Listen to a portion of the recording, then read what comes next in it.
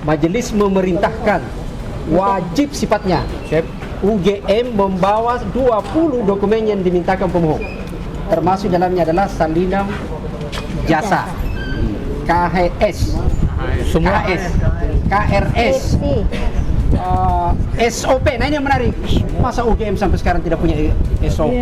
Dulu ketika tanggal 15 April 2025, ketika di kampus 11 Gajah Mada, yang waktu itu wakil rektor UGM, Prof. Wening itu dengan bangganya menyatakan kami UGM itu nomor 2 ranking nasional sebagai penyedia pusat informasi yang mendapat ranking juara gitu ya. Nah kalau lihat tadi konyol sekali gitu ya. Kita sudah menjalani sidang pertama dan alhamdulillah di luar dugaan termohon semua hadir ya. Dari perwakilan dari UGM, Polda Metro Jaya, KPU Pusat, KPU Jakarta, KPU Solo. Dan sebagai jurnalis nih saya juga tadi sambil memohon juga membuat catatan ya. Catatan dan ini sedikit penilaian ya. Dari sidang yang berlangsung 2 jam tadi kelihatan sekali ya secara umum bahwa teman-teman pejabat pengelola informasi dan dokumentasi sepertinya tidak siap dan tidak bekerja dengan bagus. Terutama yang agak mengherankan adalah UGM. Catatan pada kinerja UGM sungguh sangat mengecewakan ya. Misalnya tadi terbuka oleh hakim dari majelis bahwa UGM menjawab surat kami tanpa tanda tangan dan tanpa kop surat. Itu menjadi catatan pertama dari majelis. Kemudian beberapa dokumen yang oleh UGM dinyatakan tidak ada dalam penguasaan kami tadi juga ditegur oleh majelis hakim. Loh, yang mengeluarkan UGM kok UGM tidak punya kuasa, tidak punya dokumen itu seperti KHS, KRS dan berbagai sop-sop yang lain termasuk salinan ijazah. Kemudian yang ketiga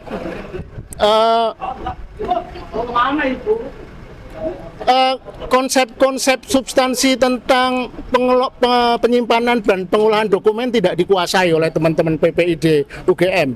Misalnya soal konsep dokumen yang dikecualikan. Tadi di persidangan kelihatan sekali tergagap-gagap untuk merespon pertanyaan-pertanyaan majelis tentang uji konsekuensi dan lain-lain. Jadi menunjukkan tidak siap. Bahkan tadi ada pertanyaan loh, apakah sudah pernah mengikuti sosialisasi? Nah, itu kan pertanyaan yang sangat mendasar. Kemudian yang keempat yang juga sangat fenomenal, kami tadi tunjukkan bahwa UGM telah memblackout 500 lebih. Berapa belas halaman berita acara dari kepolisian yang diberikan ke UGM yang diserahkan ke kami. Jadi bukannya membuka informasi tapi malah menutup. Jadi hampir semua isi berita acara dari kepolisian itu di blackout, dihitamkan belasan halaman. Nah untuk KPU Pusat tadi menurut kami relatif siap, relatif ya. Jadi dan juga kooperatif. Satu pengecualian bahwa mereka mengakui banyak dokumen-dokumen yang kami minta itu masih terserak, di mana penyimpanannya masih agak kacau. Jadi mereka janji akan mencari di mana, apakah di bunker di mana, itu yang menarik. Nah untuk KPU Jakarta juga kooperatif, dia menyampaikan bahwa mereka harus konsolidasi dengan KPU Pusat menyangkut bagaimana pembagian tugas dalam penyediaan informasi ini, koordinasi antara KPU di daerah. Nah itu yang menjadi bagusnya mereka menjadi lesson learn ya. Mereka harus belajar lagi bagaimana mengkoordinasikan pengelolaan dan pengolahan dan penyediaan dokumentasi dan informasi. Nah untuk KPU Solo ini 11-12 dan UGM banyak sekali catatan kekacauan. Misalnya yang paling fatal adalah mereka baru merespon surat kami sebulan setelah kami ajukan. Itu ditegur tadi oleh majelis hakim karena kok bisa merespon surat sampai perlu waktu sebulan. Kemudian yang paling fatal dan ini menjadi catatan penting bagi seluruh pengelola PPID adalah KPU Solo telah memusnahkan, menghancurkan sejumlah dokumen dan termasuk dokumen salinan ijazah Jokowi sudah dihancurkan. Tadi dipertanyakan loh. Dan pemusnahan itu tidak ada berita acaranya. juga tidak jelas aturan resistensi minimal 5 tahun, tapi di sana baru setahun sudah dimusnahkan. Nah pertanyaannya, kita tidak tahu sejauh ini kapan itu dimusnahkan. Apakah baru-baru ini? Apakah dalam rangka untuk cover up, menutup, atau dimusnahkan sudah belasan tahun lalu? Nah ini yang menarik dari KPU Solo sendiri, tidak bisa menjawab itu karena yang bersangkutan yang datang tadi bahkan yang paling lucu bilang gini, saya tahu informasinya itu dimusnahkan, tapi kami tidak tahu detailnya, berita acaranya dan sebagainya. Jadi menunjukkan betapa kekacauan itu. Nah yang terakhir, Polda Metro Jaya. Ini juga koordinasi antara Mabes Polri dan Polda Metro Jaya tidak terjadi. Jadi kami sudah mengirim surat sebulan lalu, sejak Juli malah, tapi baru sejak Oktober, tapi kami kirim surat ke Humas Mabes Polri, tapi baru disampaikan ke Polda Metro Jaya 14 November. Jadi lebih dari sebulan Polda Metro Jaya tidak pernah tahu bahwa kami meminta dokumen-dokumen itu. Dan itu menunjukkan juga sekali lagi koordinasi buruk antar PPID di kepolisian. Dan sayang sekali tadi walaupun kooperatif dari kepolisian sering kali menyampaikan hampir semua pertanyaan kami itu dokumen dikecualikan. Ya itu yang tapi yang paling menarik yang perlu dicatat adalah yang kita tanyakan tadi oleh kuasa kami, bahwa sebenarnya ijazah Jokowi itu ada di mana? Karena di pengantar disebutkan ijazah Jokowi ada di kami segel karena untuk bukti penyidikan. Tetapi kita tahu bersama seminggu atau 2 minggu lalu ijazah itu ditunjukkan Jokowi kepada relawan Projo. Nah ada ketidakkonsistenan pernyataan dari kepolisian tadi. Apakah betul disegel dan di tangan Polda Metro atau ada di tangan Jokowi? Nah ini sangat fatal saya kira. Saya kira itu dari saya. Mungkin ada tambahan? Pak, ada pertanyaan satu nih Pak. Ini kan kalau kita lihat kasus ijazah palsu Jokowi ini ya Pak ya, itu kan udah memakan waktu hampir bertahun-tahun. Apakah ini ada indikasi bahwa sebenarnya ijazah Jokowi itu sebenarnya ada permainan sindikat ijazah palsu di kasus Jokowi ini? Wah ini tunggu nanti jawabannya. Ini terlalu sumir ya, artinya ini sedikit bernuansa teori konspirasi. Saya kira tidak sekarang jawabnya. Nanti akan terungkap itu. Beliau ini mau jawab. Terima kasih. Saya sangat bersyukur kita punya Komisi Informasi Publik. Benar-benar ini seperti embun di padang gersang. Kita punya harapan bahwa penegakan hukum nanti akan lebih baik. Kami jadikan ini sebagai model untuk penyelesaian kasus yang mirip, baik ijazah palsu yang lain maupun mungkin sertifikat palsu, karena kita menghadapi sekarang adalah Menteri ATR-nya saja sepertinya udah menyerah ya. Nggak akan selesai sampai kiamat. Menurut saya tidak ya, selama bahwa akses informasi publik itu bisa dibuka dengan adil pada masyarakat dan pengelola informasi tersebut yang membuat informasi itu punya komitmen, punya integritas pada demokrasi, karena demokrasi itu kuncinya adalah transparansi dan akuntabilitas, dan itu adalah dari informasi. Dan informasi itu bisa berupa banyak bentuknya, bisa dari yang disampaikan langsung, termasuk bentuknya dokumen. Jadi kalau apa yang dilakukan oleh KPU Surakarta itu memang melanggar. Banyak hukum itu banyak, ada yang esensial, ada yang lex spesialis ya Bang ya, saya kan bukan ahli hukum. Nah, mereka salah menerjemahkan prinsip hukum itu adalah kenapa bahwa informasi itu harus dikelola dan mana yang dimusnahkan. Mereka lupa bahwa dokumen yang mereka musnahkan itu adalah dokumen penting negara yang akan memberi sejarah nanti. Itu nggak boleh sembarang, itu ada. Jadi kalau mereka cermat membaca SOP, membaca undang-undang, bahwa itu ada peraturan yang dokumen itu dimusnahkan, tapi Tapi itu tidak berlaku untuk dokumen-dokumen penting yang membaca yang mengandung nilai sejarah dan mungkin akan masih bisa punya potensi sengketa. Itu dari saya. Saya terima kasih kembali lagi kepada Komisioner Informasi Publik yang tadi sangat bagus memimpin perjalanan dan sangat adil dan terbuka kepada semua. Saya tambah satu hal, jadi nanti kalau ada pengadilan menyangkut ijazah, maka yang sah adalah pengadilan di KIP ini. Pengadilan yang lain pasti nggak sah. Betul nggak Pak pengacara? Ya. Baik.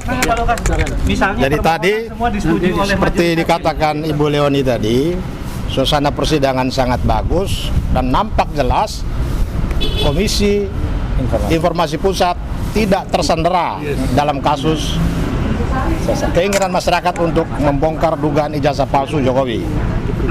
Yang kedua, ada pola yang kita lihat seakan-akan UGM terutama berlindung di balik proses penegakan hukum di Polda Metro Jaya yang akan menutup jalan bagi masyarakat, terutama bagi para pemohon ini untuk mendapatkan informasi publik terkait dengan ijazah Jokowi yang diduga saat ini sebagai ijazah yang palsu.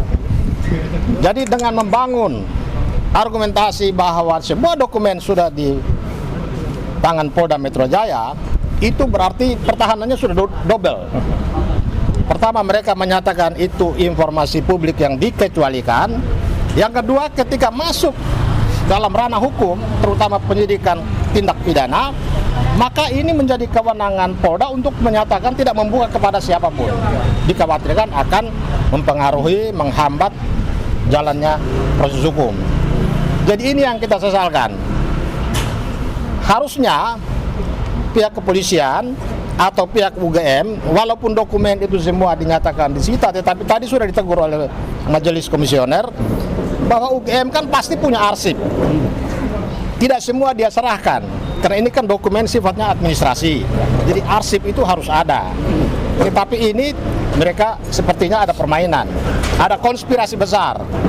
Bahkan di dalam kaitannya dengan pemusnahan dokumen, berdasarkan peraturan KPU nomor 17 tahun 2023, ini dokumen ini belum jatuh tempo untuk dimusnahkan, tetapi KPU Solo sudah memusnahkan, sehingga kita kita mempunyai analisa, jangan-jangan peraturan KPU nomor 17 tahun 2023 ini dikeluarkan untuk pemusnahan dokumen itu demi melindungi Jokowi. Ini yang kita akan bongkar karena ini ada aspek pidana. Pemusnahan dokumen sebelum jatuh tempo itu kejahatan yang menurut Undang-Undang Kearsipan ancaman pidananya 10 tahun. Saya kira itu saja, mungkin teman-teman lain bisa menambahkan. Oke, saya dulu ya. Ya. Baik. Jadi saya sedikit tambahkan. Alhamdulillah saya hadir di sini bukan semata-mata atas nama saya pribadi, tetapi juga atas nama bersama. Karena Dr. Leoni, Pak Lukas, kemudian ada Mas Ahyar, kemudian ya dalam satu kelompok namanya Bon Jovi ya, gitu, bongkar ijazah Jokowi. Itu adalah kita semua wakil dari masyarakat.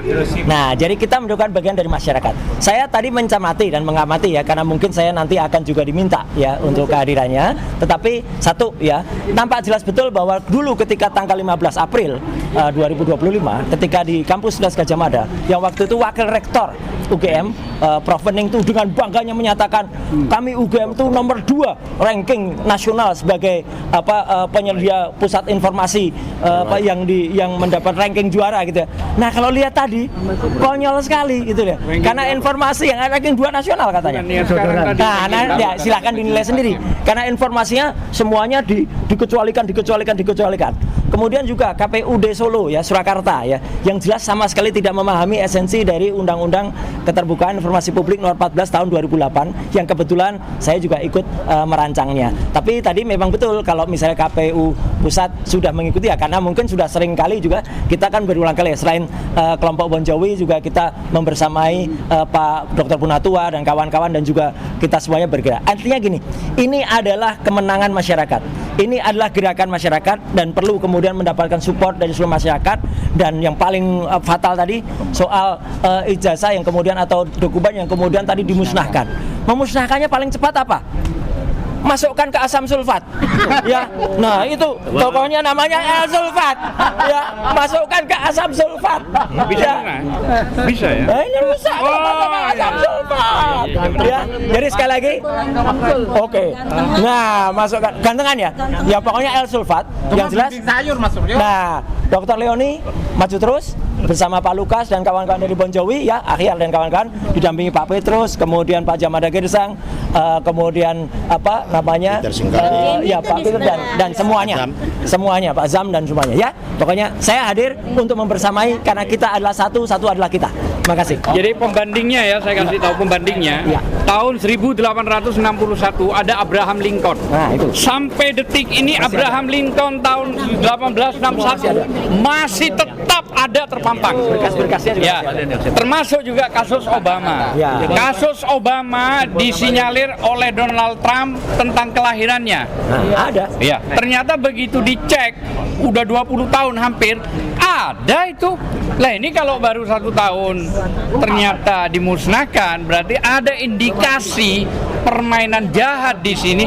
Dan saya mendorong rekan-rekan untuk melakukan proses pidana berdasar pasal 86 Undang-Undang 43 tahun 2009 soal pemusnahan kearsipan. Ancaman pidananya 10 tahun. Ingat loh, ancaman pidananya 10 tahun dan bisa dilaporkan secara pidana. Karena arsip ini sudah dinyatakan di dalam sidang benar dimusnahkan. Kira-kira demikian. Ya, nih sertifikat of birth-nya Obama. Tuh. Iya. Oh, Akte kelahirannya itu ada. Agama. Ya, dibuktikan langsung ya. Ini dipersoalkan oleh Donald Trump loh ya, bukan orang sembarangan, tapi dibuktikan ada. Ada. Dan gini, Nah, ini yang mempersoalkan sekarang rakyat. Ya. teman-teman, kesimpulannya ya, jadi kita masih ada sidang berikutnya, Siap. gitu ya. 2 minggu lagi, ada yang menarik tuh. Majelis memerintahkan wajib sifatnya UGM membawa 20 dokumen yang dimintakan pemohon. Termasuk dalamnya adalah salinan jasa, KHS, Semua KS, KRS, SOP. Nah ini yang menarik.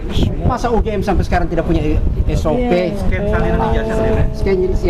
Jadi saya kira itu kalau nggak dibawa gimana, Pak? Oh iya, Tidak boleh. Tidak menghormati. Itu. Dan kemudian Surakarta itu dia masih ada proses mediasi nanti, tapi yang menarik adalah soal menghanguskan atau menghilangkan itu barang bukti, Bro. Berarti Iya, selesai. KPU Surakarta bisa dipidanakan dong. Semua, termasuk pusat. Bisa. Satu rangkaian itu. Oke, terima kasih. Satu rangkaian. Ada satu lagi. Dasarnya ada deh ya. Dasarnya ada ya. Bang Adi simpulkan dulu. Oke. Jadi dari 5 yang sengketa yang kita usulkan, mohonkan, 3 yang berhubungan dengan KPU itu lewat mediasi karena semua dokumen yang kita minta itu dinyatakan terbuka. Lalu yang dilanjutkan dengan adjudifikasi adalah UGM. Dengan tadi disimpulkan apa yang dilakukan. Lalu dengan Polda kami harus melakukan lewat putusan sela, di mana nanti kami juga akan melakukan permohonan ulang.